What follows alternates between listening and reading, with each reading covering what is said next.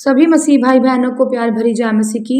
परमेश्वर की पाक और पवित्र हजूरी में आप सबका स्वागत करते हैं और हमारे पिता परमेश्वर ने अपने वचनों के द्वारा हमें जो आत्मिक खुराक दी है उसके लिए प्रार्थना करते हैं। Hallelujah hallelujah hallelujah hallelujah hallelujah hallelujah. सर्वशक्तिमान पिता परमेश्वर यहोवा पिता पुत्र पवित्र आत्मा, पिता पुत्र पवित्र आत्मा, पिता पुत्र पवित्र आत्मा, सेना के यहोवा परमेश्वर, आपका शुक्र हो पिता परमेश्वर जी। सारी रात आपने संभाला पिता परमेश्वर, सुबह मीठा दिन दिया पिता परमेश्वर जी, सुनहरा दिन दिया पिता परमेश्वर, चलती सांसें दी पिता परमेश्वर जी, घर परिवार में बना के रखा मेरे यहोवा पिता जी। अपने परिवार में हमें बना के दिखा रखा पिता परमेश्वर जी। हमें पिता परमेश्वर जी प्रेम करने वाला बनाया पिता परमेश्वर जी, अपने वचनों पर चलने वाला बनाया पिता परमेश्वर जी। बीते समय वाले अगुवाई की मदद की पिता परमेश्वर जी। मुश्किलों परेशानियों घटनाओं से हमें बचा के रखा पिता परमेश्वर जी। हमें घर परिवार में बनाकर रखा पिता परमेश्वर जी। हमारे परिवारों को सही सलामत रखा पिता परमेश्वर जी। हमें निरोग रखा पिता परमेश्वर जी। आपका शुक्र करते हैं मेरे पिता परमेश्वर जी। आपके वचन पिता परमेश्वर जी पाक और पवित्र वचन है पिता परमेश्वर जी। आपके वचन हमें अच्छी अच्छी बातें सिखाते हैं पिता परमेश्वर जी। आपके वचन हमें प्रेम करना सिखाते हैं, नर्म होना पिता परमेश्वर जी सिखाते हैं। आपके परमेश्वर दयावान बनाते हैं पिता परमेश्वर जी।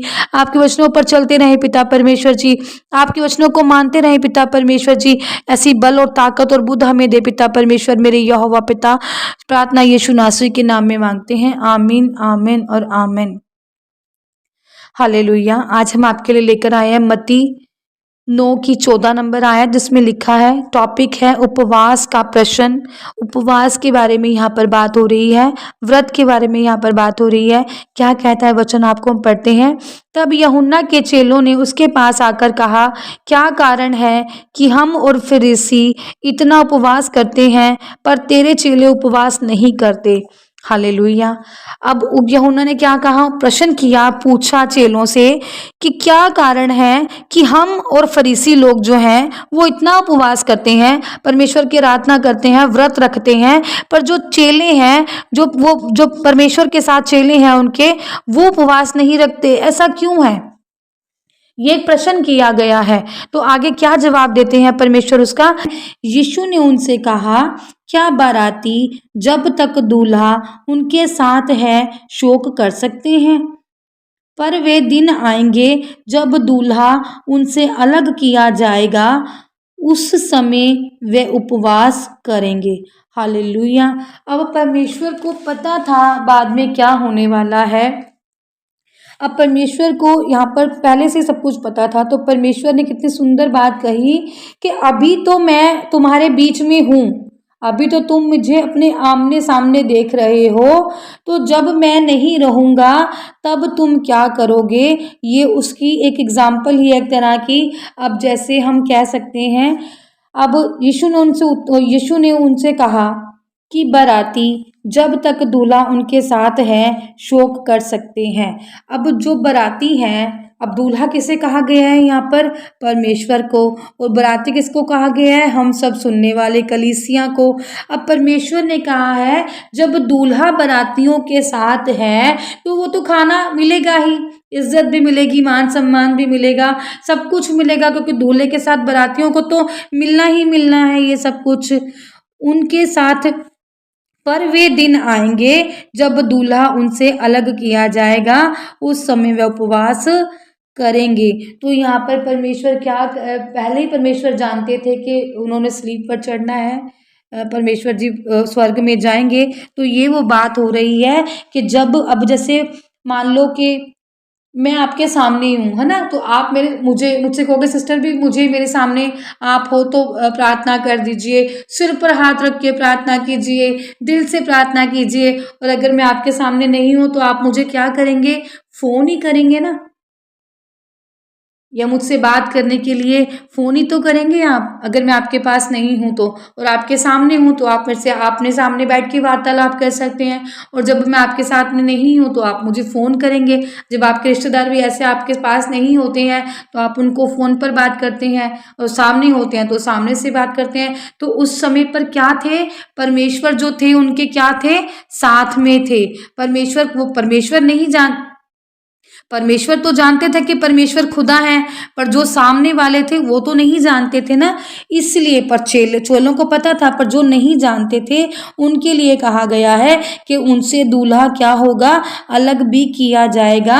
और उस समय में जब मैं नहीं होऊंगा, जब मैं स्वर्ग में परमेश्वर चले जाएंगे, तब लोग जो आपकी बातें हैं, जो आपकी कठिनाइयां हैं, जो आपके पाप हैं या जो गुनाह है आपसे हुए जाने अनजाने में, जो आपसे पाप हुए जाने अनजाने में, या किसी चीज की आप मांग करेंगे तो उपवास के जरिए, प्रार्थनाओं के जरिए वो क्या की जाएगी, परमेश्वर तक पहुंचाई जाएगी, और परमेश्वर के दूत पहुंचाएंगे परमेश्वर तक, और आपको स्वर्ग से क्या मिलेगा, उसका जवाब। ये उस समय की बात हो रही है, उस समय के लिए कहा जा रहा है ये सब। परमेश्वर ने ये उस समय के लिए कहा है। तब ये कहा गया है कि यीशु ने उनसे कहा, क्या बाराती जब तक दूल्हा उनके साथ हो शोक कर सकते हैं? पर वे दिन आएंगे, और वो दिन कब आएंगे? जब परमेश्वर स्वर्ग में चले जाएंगे और उनसे अलग कर दिया जाएगा दूल्हा, और फिर परमेश्वर क्या करेंगे? तब तुम लोग क्या करना, परमेश्वर को अपनी बातें बताने के लिए, परमेश्वर से अपना कहा मनवाने के लिए, परमेश्वर को खुश करने के लिए, और परमेश्वर भी आपको देखेंगे कि आप में कितनी सहनशीलता है, आप परमेश्वर को क्या दे सकते हैं, परमेश्वर के लिए आप क्या कर सकते हैं। तो आप क्या करना, उपवास करना, तब उस समय उपवास करेंगे। हालेलुया, ये तब की बात हो रही है। हालेलुया, आगे बढ़ते हैं।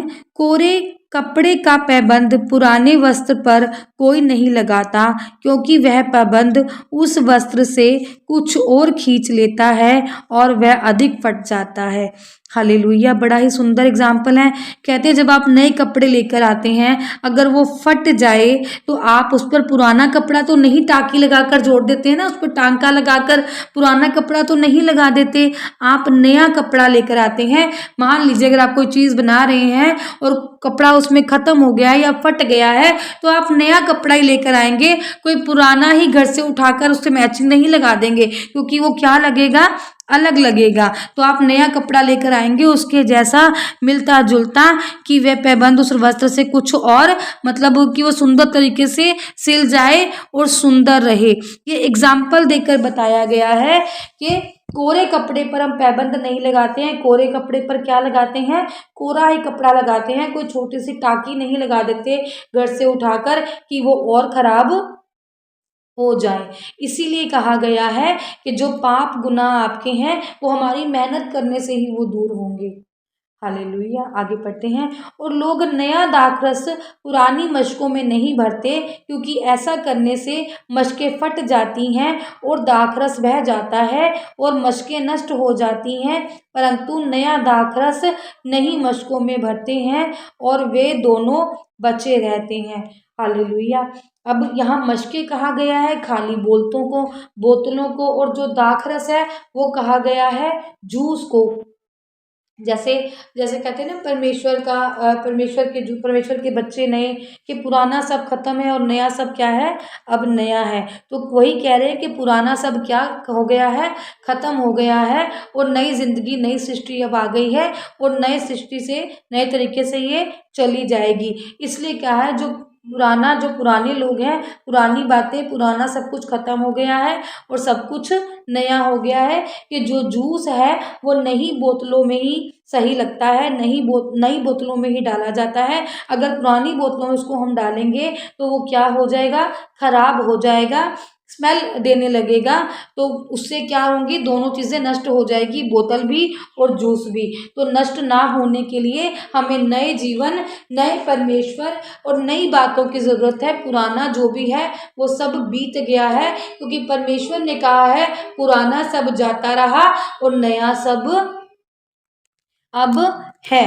तो हमें पुरानी चीज़ें भूलकर नई चीज़ों पर अमल करना है। और नई चीज़ें क्या है, प्रार्थना करो, उपवास करो परमेश्वर के आगे, परमेश्वर ने जो अपने वचन दिए हैं उस पर चलो, परमेश्वर के वचनों को मानो, और पुरानी चीज़ों को जाते रहने दो, पुरानी चीज़ों को छोड़ दो। पुराना जो जाता रहा वो चला गया, वो बीत गया। अब जो नया है वो नए लोग हैं, नई सृष्टि है जो परमेश्वर ने हमें दी है, नया जीवन है जो परमेश्वर ने हमें दे दिया, नई सांसें हैं जो परमेश्वर ने हमें दे दिया। बस परमेश्वर का क्या करो, धन्यवाद करो। हालेलुया। परमेश्वर बहुत ही प्रेम वाले परमेश्वर हैं, हमें प्यार करने वाले परमेश्वर हैं। परमेश्वर ने आपको ब्लेस घोषित किया है, आप चुने हुए लोग हैं परमेश्वर के।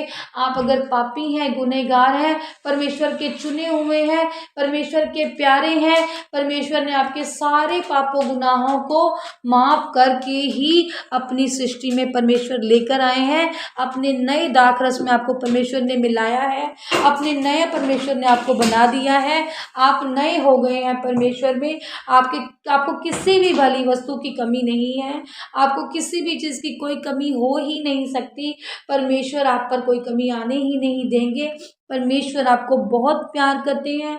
परमेश्वर जितने भी जन, हे हालेलुया, परमेश्वर जितने भी जन आपकी हजूरी में इस समय इस वचन को सुन रहे हैं पिता परमेश्वर जी, सब नए हो चुके हैं पिता परमेश्वर, सब नए हैं पिता परमेश्वर जी। पुराना सब हमारा जाता रहा पिता परमेश्वर जी। हम आपके बच्चे हैं पिता परमेश्वर जी। आपने हमें नया जीवन दिया है पिता परमेश्वर जी। आपने हमें अपने वचन दिए हैं पिता परमेश्वर जी। हमारे पापों गुनाहों से हमें शुद्ध कर दिया है पिता परमेश्वर। आपने हमारे पाप गुनाह माफ करके पिता परमेश्वर जी अपने राज्य में हमें रखा है पिता परमेश्वर, अपने बच्चे बनाया है पिता परमेश्वर जी। आपका शुक्र धन्यवाद करते हैं पिता परमेश्वर जी। आपको ही अपना कहते हैं पिता परमेश्वर जी। आपकी ही आराधना और बंदगी करते हैं पिता परमेश्वर जी। आपकी स्तुति हो, आपकी महिमा हो पिता परमेश्वर जी। आपका अनुग्रह हम सब पर, जो भी सुनने वाले हैं पिता परमेश्वर जी, आप पर, हम सब पर बना रहे पिता परमेश्वर जी। हम आपकी आज्ञाओं का पालन करते रहें, आपकी आज्ञाओं को मानते रहें पिता परमेश्वर जी। आपके वचनों पर बने रहें पिता परमेश्वर जी। प्रार्थना यीशु नासरी के नाम में मांगते हैं, आमीन, आमीन और आमीन। हालेलुया।